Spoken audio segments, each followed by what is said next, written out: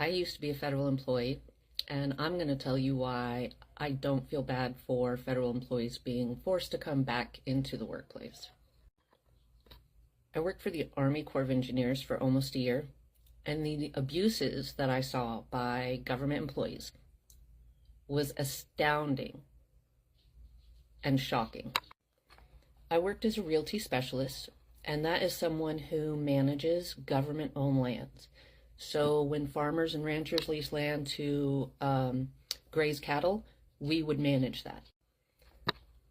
When I was hired, my boss bragged that it was basically impossible to get fired from the federal government, and that in her entire time working for the government, she'd only seen one person fired, and that person assaulted a fellow employee, and she wasn't even fired for assaulting the employee at work.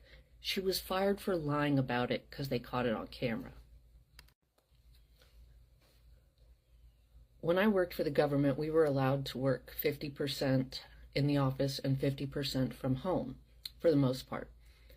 In some cases, if you'd worked there, like I think over 10 years or something, you could actually work from home 3 days a week and work from the office 2 days a week.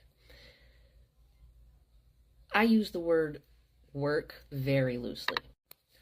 One employee spent his time remote working, running his own farm. Another employee bragged about drunk driving and going out to lunch with her friends for margaritas when she was supposed to be remote working. No one would log into their computers, and you can see it because they're not on Teams, and no one ever checked. Ever. There's something called the 80-20 rule where 80% of the work in government is done by 20% of the people, and this is very, very true. People who get a job in the government a lot of times find out that it's very difficult to fire them, and they take advantage of this. One employee would come into the office, his start time would be 6:30, and he knew nobody would be there, and when I came in at 7:30 and I was the next person to come in, he was snoring at his desk every single morning. Another employee would take the government truck on an almost daily basis so that he could go out to lunch and then go and take a nap in his favorite park under a shady tree in the government truck. One of the very first things I did when I started working for the Corps, I spent 3 months cleaning up their real estate files room, which was a disaster. The government is using an antiquated system that was developed sometime in the 90s and using regulations that haven't been updated since the 90s to manage our dams and our government lands. Our government is filled with the most incompetent and most lazy people and an occasional hard worker. And those hard workers are severely punished every time they outwork their colleagues, because then the colleagues realize people will see that they're lazy and they don't want to have to work more. They're just buying time until they retire in almost every case.